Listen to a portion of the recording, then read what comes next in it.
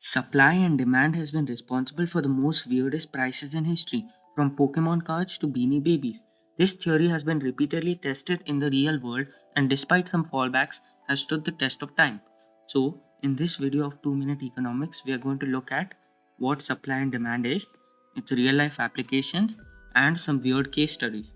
And after this video is over, you can check out the playlist that will show up to catch up on other 2-minute economics videos such as Lorentz curve, Gini coefficient, and GDP videos.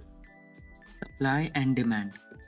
In layman's terms, supply and demand means that if supply of, let's say, first edition Pokemon cards is less, then the weeb will want to pay more for these cards. But if, let's say, Nintendo never stopped printing the first edition cards, then the prices would be low and no one would care. And also, there's no such thing as the law of supply and demand. In fact, these are two different laws, law of supply and law of demand, that interact with each other to give us supply and demand. Real life applications. The most important real life applications of supply and demand is the theory of equilibrium.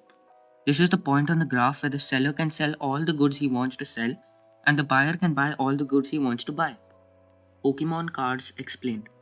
The only cards which are valuable are the first edition cards, and even then, the cards have to look cool. Also, if your card is below a 7 out of 10 PSA, no one will care, and you might be lucky enough to get a couple dollars.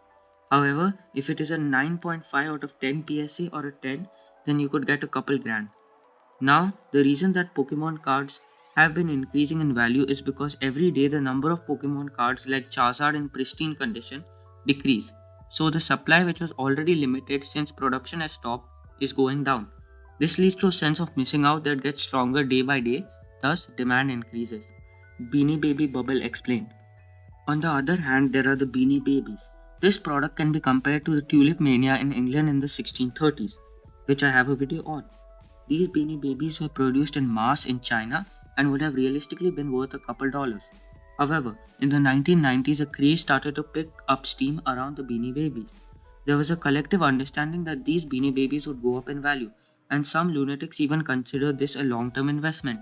So the fear of missing out kicked in and the babies sold out quickly. This made the founder a billionaire, and those that spent thousands on this trend lost it all, after the market realized that they were dum-dums. Check out the 2 minutes economics playlist on the right here and subscribe using the button in the middle.